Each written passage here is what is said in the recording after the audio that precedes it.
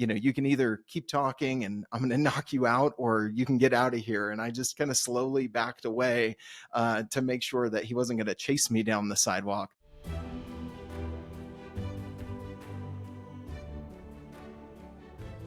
Welcome to Outbound, where we talk about strategies and tactics to help salespeople build better relationships with their ideal customers. On today's show, I have Logan Lyles. Logan currently serves as on the Evangelism and Content team at teamwork.com. Welcome to the show, Logan. Thanks so much for having me, man. Excited to be here. Logan, what is a strategy or tactic that you've used during your time as in sales that's helped you build deeper relationships with your ideal customers? Yeah, it's really a concept that was first introduced to me by James Carberry. So he's the founder of a podcast agency called Sweetfish Media. And he introduced me to this idea first on his podcast. And then I joined his team and took over sales from him as the founder of the agency. And it was this concept of content-based networking. Everybody understands content marketing, where you're creating content for your ideal buyers. And he started talking about this concept of content-based networking, where you create content with your ideal buyers. And especially folks who are in a sales role, my career prior to that role at Sweetfish, I had been in outbound regional B2B sales, selling technology, doing a lot of cold calling on the phone and in person. We'll get into a story of where in person didn't quite go well for me later in the conversation, I think. But this idea of being able to add value by inviting my prospects to create content with me was just really fascinating to me as a salesperson who had done outbound, never really loved cold calling, never really loved the interruption and the immediate ask without adding value. And so that, combined with my journalism roots of a salesperson who always kind of saw content marketing as this fun thing that was rising as I progressed in my sales career, it was like these two things coming together. And then I joined Sweetfish and started executing content-based networking. And I can't say it enough. It literally changed the trajectory of my career. Yeah, and I know that the show isn't about me, so I'll take a long time on this. But I mean, I just can second that. I also ran into James. I didn't work on his team, but I got into podcasting, and I've seen major change in the trajectory of my career through connecting with James, him recommending me connect with Dan Sanchez, who was on his team at the time, and then being like, you got to start a podcast, interview prospects and people you want to build relationships with. And I mean, it's absolutely changed my career also. So what does this look like in practice? Can you share a story about, that kind of illustrates what content-based networking looks like?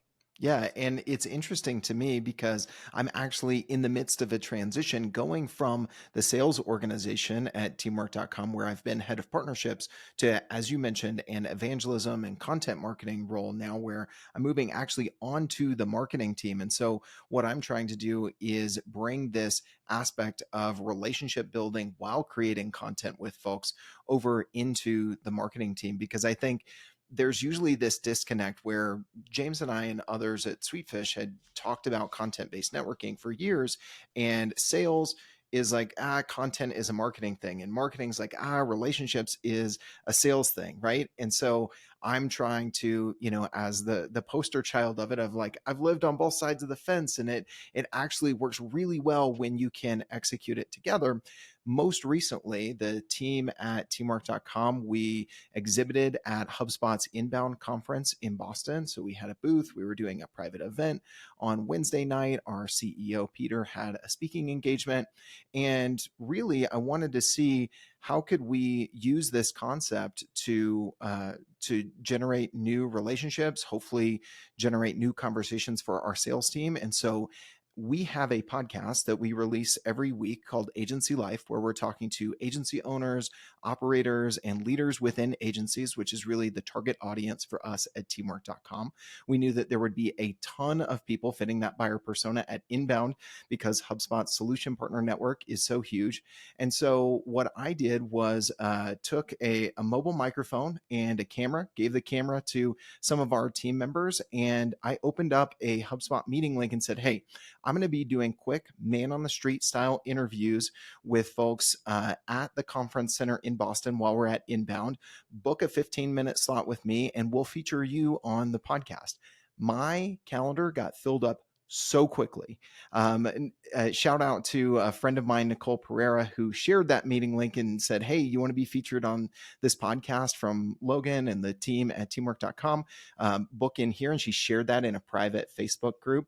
And lots of people, jumped in there because it wasn't just, hey, do you want to get a demo of this software? Go to the Teamwork booth at Inbound. It was, hey, do you want to be featured in some content? And naturally, people leaned in, people booked time.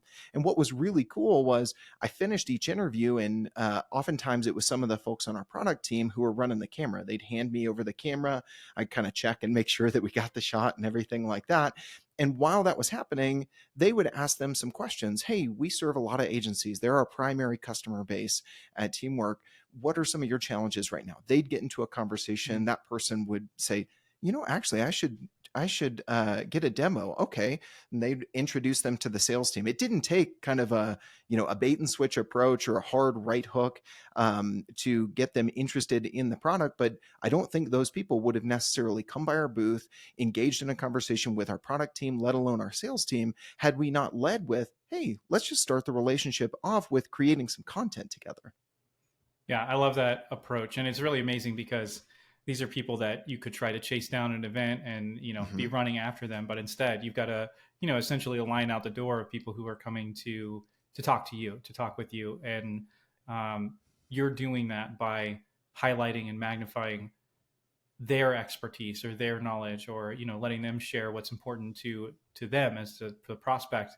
And not only are you then building that relationship, but you're also gaining really valuable insights to the challenges that these folks are facing. Yeah, it's multifaceted, right? Like our product team got feedback that they wouldn't have gotten otherwise from like kind of your typical stiff, customer interviews that we try and do. Like they were already talking to me about, the questions that we were posing on the podcast. And to your point, we had people lining up at the booth like, oh, I'm scheduled with Logan for a podcast interview. Like, and they were, while I was finishing one up, and then people are looking like, what's happening over here at this booth? So it created more buzz around the booth and more people probably stopping by because of what was happening there. So you're exactly right. There's kind of an exponential impact to executing on this strategy that isn't just create content with a prospect and then they're going to take out a demo or do a discovery call with your sales team. That naturally happens, but there are other things that happen as well, and things snowball. Yeah. And one more piece of that is that, a lot of times, even at these events, salespeople are focusing on decision makers. So you're looking at their name tag and trying to figure out what their role is, before you even initiate a conversation. And for one, in this case, it sounds like these people were a really good fit, but not all, some of them might be using a competitor product and they're not ready to move, but they know people who might be open. So it's like by having those conversations with people who aren't ready to buy, making them look good, building that rapport, they're much more likely to give you a referral or, say, hey, there's this other person who would be great for your show. They're a good fit. They, that other person happens to be in market at that point. So you get recommendations or referrals from people naturally and in a really organic way. That's not, pushy or slimy, or like you said, bait and switch. You're really truly, people talk about adding value. You hear that in both sales and marketing. You got to add value to your customers. And it's like, well, how do you do that? What does that mean? And one piece of that is like education and like really making their job easier. But the other side of it is just make them look really good and help them to get their point of view and their perspective out that helps them in their career and helps their company look good. And something, I saw it this week from content that you created. Somebody posted one of your clips who's in your ideal customer profile. She's sharing your clip, makes her look really good, but also totally highlights what you guys are doing at Teamwork, just teamwork.com, just by the branding and everything on the video and showing up. Exactly. All right. We could have a 45-minute conversation on this, but I want to make this really practical for people who are listening. So you had mentioned, I don't remember if it was before our official recording started or not, but a lot of times marketing and sales kind of pass the ball back and forth between, marketing's job is content, sales job is relationships and the kind of ping pong back and forth. And you're almost combining the two pieces together and saying, no, really both teams need to focus on doing this together. Mhm. So if there's a salesperson that's listening to this show and they don't have a marketing team that's going to get behind them and basically do all the heavy Mhm. lifting, first off, why should they do this? Like, well, Mhm. it would be a big lift for them. Why is it worth the effort? Yeah. So I think there are some ways they can do it without it being a huge lift, and we'll touch on some of the tactics there. But I think the reason they should think about doing this is for the same reasons that they're struggling right now. People aren't picking up the phone, people aren't answering those cold emails. Don't even get me started on LinkedIn in mails, right? Like so many of the outbound strategies that have been tried and true for such a long time, the door is just completely shut there. Not to mention that when you do get through, right now, it's not just noisier than ever. Like we've been saying that in sales and marketing, like how do you cut through the noise? There's so much noise. How do you be the signal and not the static? But the other thing is people are surrounded by so much. They're also trying to figure out when I do give my attention to something, can I trust it? Mm-hmm. Right. And so even when you do break through the noise, there's this next hurdle that you've got to overcome is they've got to trust you. It goes back to that tried and true saying people buy from people that they know, like, and trust. It's not just enough to get them to know you. Yep. And this strategy of creating content with people who can buy from you or who can refer you to the right people, as you said, in market, who they know, it creates trust because you're building a relationship that does start with adding value, shining the spotlight on them. By the way, as you get the insights from them and let them, stand in the spotlight and share their points of view, it helps you refine your points of view as a salesperson or a marketer, which, we're always talking about how we need to better understand our customer. So that's what I would say is the why, because it allows you to build relationships. I think I've seen some of the graphics that you've put out recently, like put down the chainsaw where you're trying to just do things very transactionally, which is actually chopping down this tree versus watering it and seeing it grow and seeing more branches come off of it over time. So that's the why. And then we could jump into more of the how and, what should you do next if that's where we want to go from here. Yeah, just to build in what you just said. I mean, Mm-hmm. I saw this week. There's somebody that came to a live that I had done on my personal a LinkedIn live that I had done on my personal page, talking about a topic that caught his attention. I ended up bringing him on to the live show. He shared some of what he was new in this role at the company he was at, and we just chatted back and forth. Then over the last year, we've sent messages back and forth through LinkedIn, and he's commented on posts back and forth, and then 11 months later, he ends up reaching out and saying, "Hey, we're really looking to get some help on our marketing. Love to talk to you about that." And mention the fact that he's been coming to these events and joining events and stuff like that. So it's like if you're just looking to talk to people who are ready to buy right now, you're really missing out on nurturing all of these relationships. And some of these people will be ready to buy, and that's awesome. And you'll have more rapport, break through the barriers faster because you've built trust, but also you're building rapport with people who will end up in your pipeline in 3 months or 6 months or a year. And then you're not constantly having those ups and downs, the roller coaster pipeline where it's like feast or famine over and over and over again. You can create more sustainable growth as you're building those relationships and nurturing them over a longer period of time. Yeah.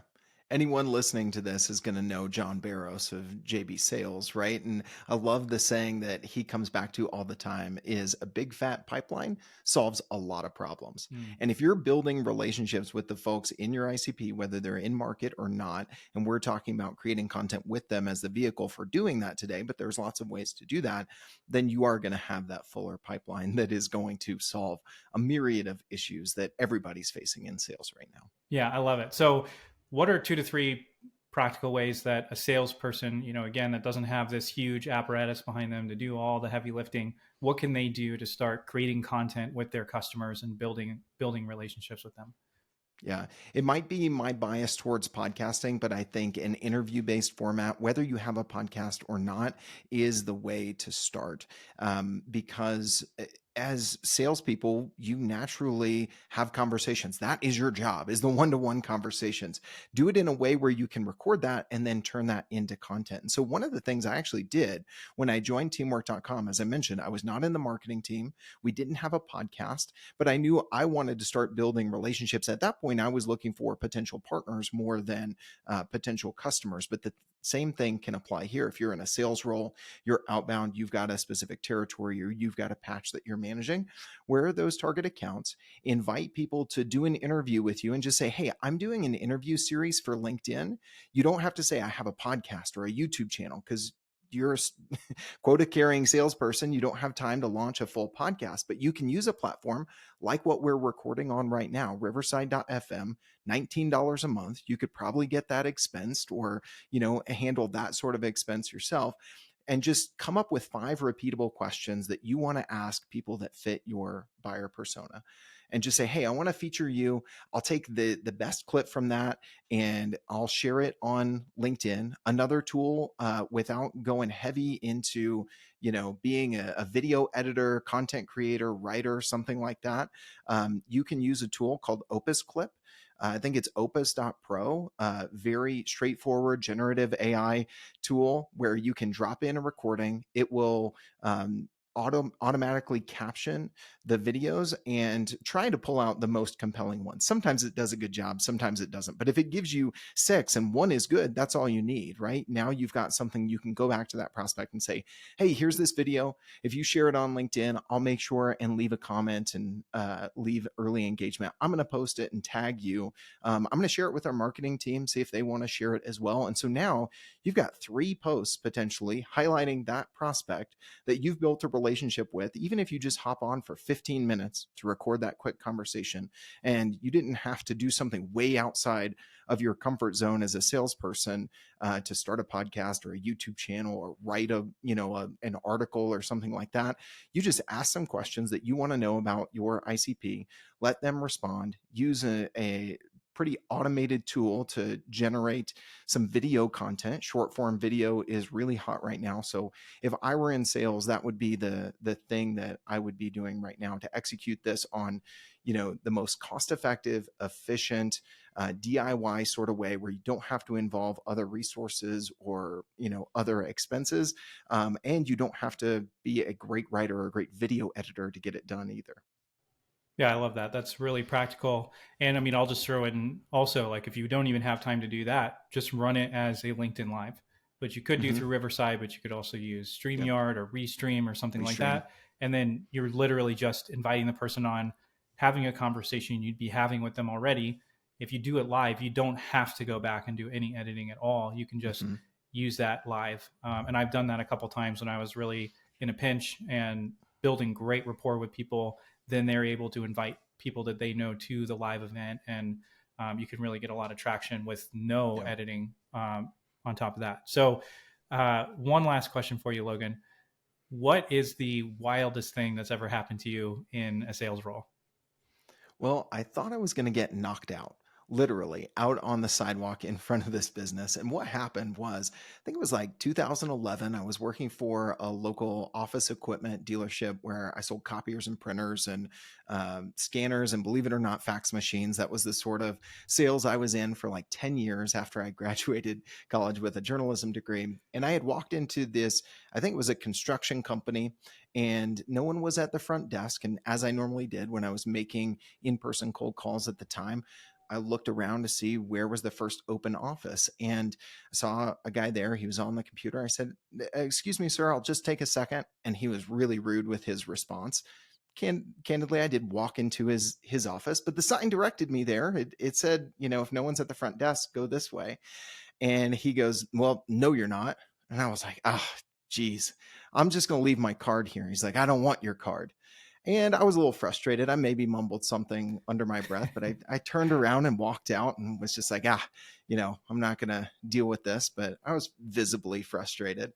And I walked out through the lobby and then back in front of the business. And I looked through and I could see a window back into his office where he was. And I swear it looked like there was a puff of smoke where he had been. Like when a cartoon character like runs away and there's just like this little puff of smoke, and his office chair was just kind of spinning like very ominously. And I was like, uh-oh. And I turned around, and sure enough, there's this big, huge guy who's probably 6 inches taller than me and has, 50 pounds on me at least. And he's like, "What did you say?" Da, da, da, da. And then he basically said, like, you can either keep talking and I'm going to knock you out, or you can get out of here. And I just kind of slowly backed away to make sure that he wasn't going to chase me down the sidewalk.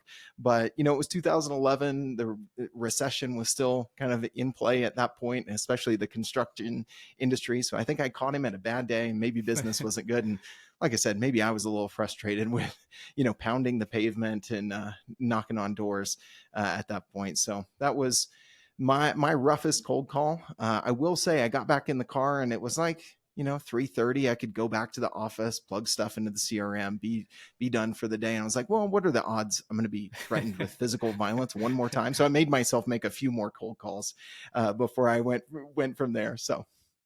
Oh man. So the moral of the story is, if you see smoke and spinning chair, run. run right then. Trust your instincts.